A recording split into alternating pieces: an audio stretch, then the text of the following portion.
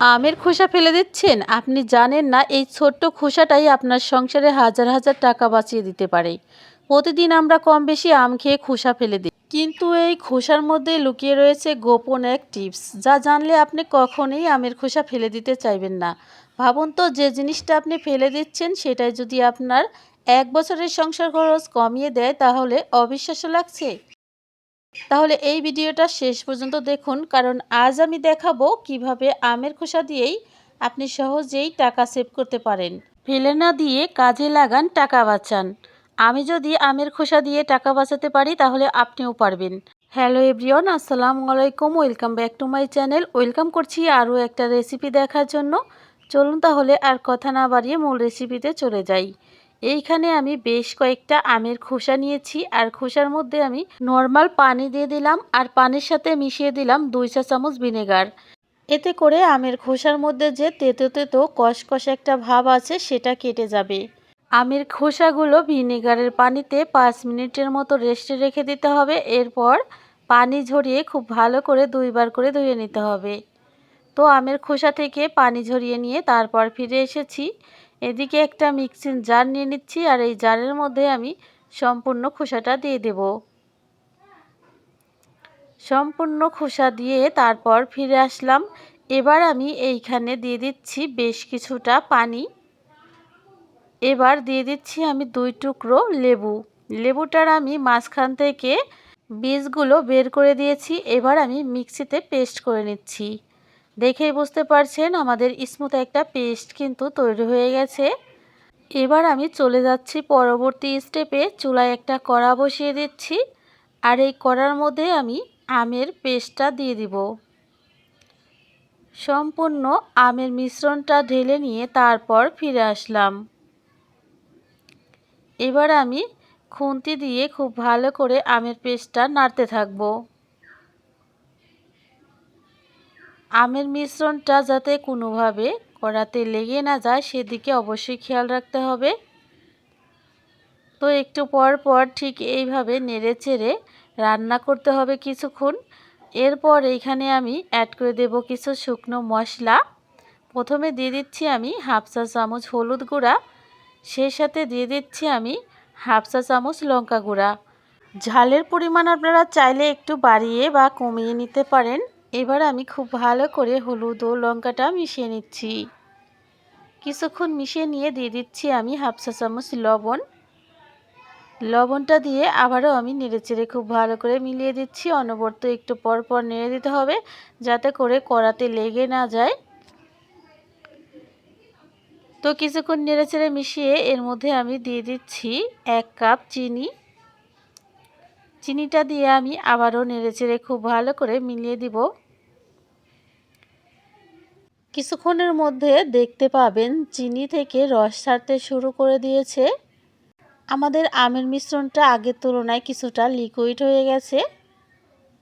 এবার আমি বেশ কিছুক্ষণ জাল করে নেব, প্রায় 5 থেকে 6 মিনিটের মতো। অবশ্যই চুলার আঁচটা অল্প রেখে নেড়েচেড়ে রান্না করতে হবে। একেবারে বাড়িয়ে দিলে সম্পূর্ণ পানি শুকিয়ে যাবে, তবে কিন্তু আমাদের রান্নাটা কমপ্লিট হবে না। অল্প আঁচে আমি বেশ কিছুক্ষণ রান্না করে এর মধ্যে থেকে যে এক্সট্রা পানি রয়েছে সেটা কিছুটা কমে আসলে এইখানে একটা ভাজা মশলা অ্যাড করে দিতে হবে। আর মশলাটা তৈরি করতে লাগবে আমাদের 2টো শুকনো লঙ্কা, 1/2 চা চামচ জিরে, 1/2 চা চামচ ধনিয়া, আর 1 চা চামচ পাঁচফোড়ন। এই মশলাগুলো হালকা করে ভেজে নিয়ে তারপর আদা ভাঙা করে গুঁড়ো করে 2 চা চামচ দিয়ে দিতে হবে। এই মশলাটা দেওয়ার পর খুব ভালো করে নেড়েচেড়ে বেশ কিছুক্ষণ রান্না করে নিতে হবে। ফিরে আসলাম প্রায় 2 থেকে 3 মিনিট পর। তো বন্ধুরা, দেখেই বুঝতে পারছেন আমের খোসা থেকে কিন্তু সম্পূর্ণ পানিটা শুকিয়ে গেছে।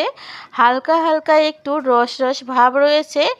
এই মুহূর্তে কিন্তু আরও একটা গোপন উপকরণ এখানে মিশিয়ে দিতে হবে। চলুন তাহলে দেখে নিন কি সেই উপকরণ। এইখানে আমি 1 চা চামচ শুকনো চাউলের গুঁড়া দিয়ে দিচ্ছি। তবে আমি এইখানে এক এক করে 2 চা চামচ শুকনো চাউলের গুঁড়া মিশিয়েছি। তো শুকনো চাউলের গুঁড়াটা মিলিয়ে কিন্তু খুব ভালো করে অনবরত নেড়েচেড়ে একটা ডোর মতো তৈরি করে নিতে হবে।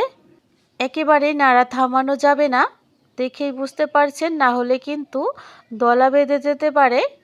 এইদিকে আমি একটা মিক্সিং বোল নিয়ে বোলের মধ্যে আমি কিছুটা সরিষার তেল লাগিয়ে দিচ্ছি। আর এবার এই ডোটা আমি এই প্লেটের মধ্যে দিয়ে দিচ্ছি। সম্পূর্ণ ডোটা তুলে নিয়ে তারপর ফিরে আসলাম। এবার এই আমের খোসার মিশ্রণটা ঠিক এইভাবে চেপে চেপে একটু ছড়িয়ে দিতে হবে।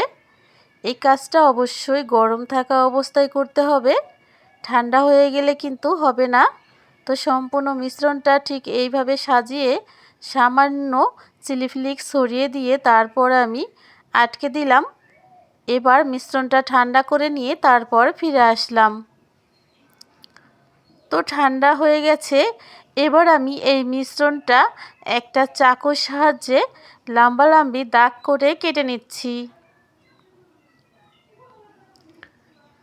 সম্পূর্ণটা দাগ কেটে নিয়ে তারপর ফিরে আসলাম।